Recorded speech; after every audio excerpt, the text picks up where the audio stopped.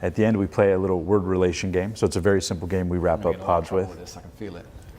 Don't worry. All right, let's go. We can edit how you like. All right, let's go. So I'm going to rifle off a quick word or phrase. Could be a person, could be an idea, just your first intuitive response. It could be short, it could be quick. The only rule is that you can't repeat yourself. Okay. Ready? Ready. All right. Money. Power. Your brother. Best friend. God. I'm going to say scary. Religion.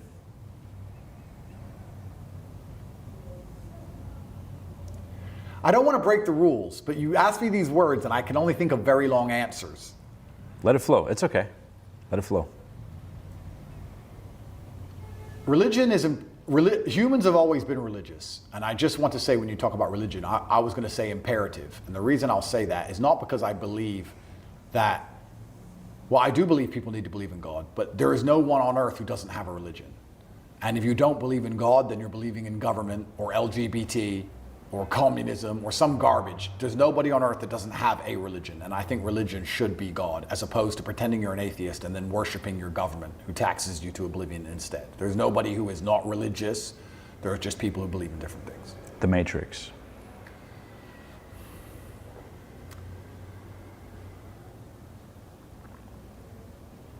I can hear all the conveyor belt of words and phrases and ideas. I'm going to say it's necessary. And I know that's a strange answer for most people, but human beings always resort to a form of order, even if that order is tyrannical.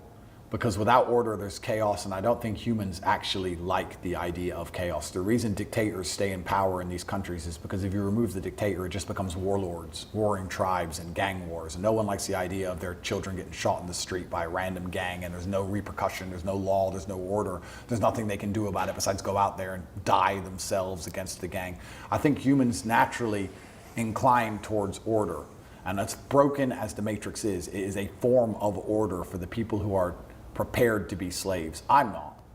And there's a lot of men out there who are not prepared to be slaves anymore. But it does keep a degree of law and order amongst society for now. And I don't think it's going to last much longer. However, a version of the Matrix is always going to be, to some degree, necessary. The afterlife.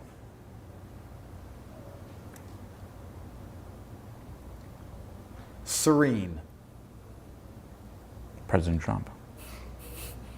He's brave. Elon Musk. He's brave too, but I can't use the same word twice. Elon.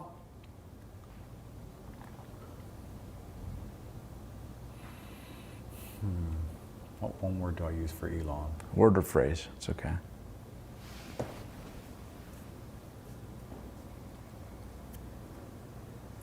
A lot I can say about Elon. I think he's done fantastic things in terms of cracking the Matrix. He's certainly been a huge orchestrator of it.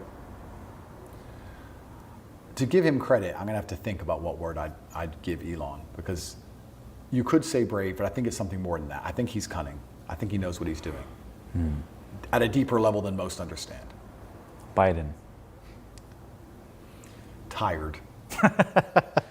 What do they call him? Sleepy Joe? Yeah. The future. I would say dystopian, and I'll also say, I'm going to say dystopian, but I don't believe it's for everybody. I think the world is cyclical, and we're going to soon be returning to a version of history where there were kings and there were serfs, there were peasants, and there were lords and rulers. And I think that this AI systems are going to implement are going to keep a lot of people very firmly in their place. Social mobility will be removed, and if you're not rich, your chance of getting rich will be zero. If you're not free, your chance of becoming free will be zero. You and your entire bloodline will be enslaved forever in your 15-minute city. But there's going to be people living outside the Matrix who will live better than ever before. And I think that the world's just going to get more divided, with the rich becoming richer and the poor becoming poorer, the free becoming more free, and those who are currently confined by their finances or their geographical location are soon going to be completely enslaved. Divided, perhaps, is the word. Freedom.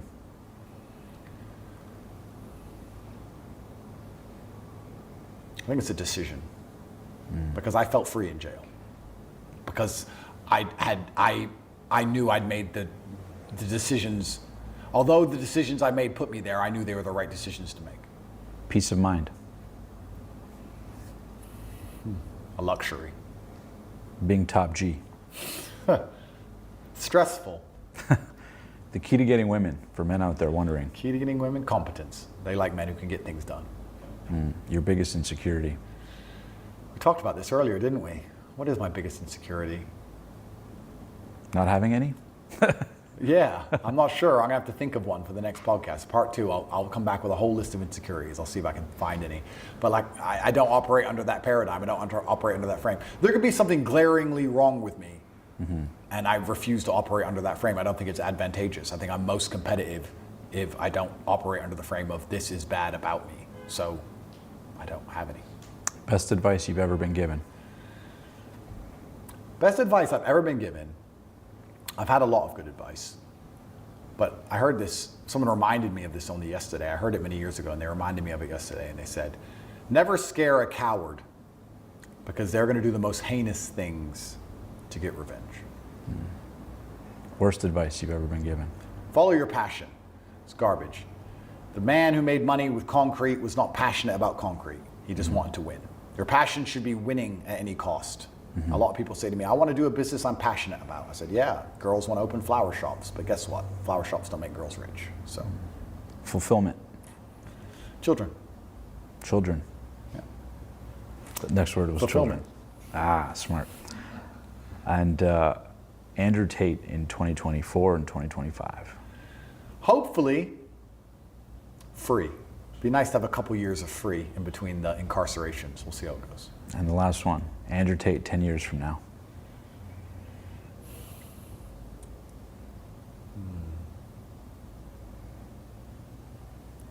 Not sure. I don't think that far ahead, but perhaps I should start, but I don't afford myself the luxury.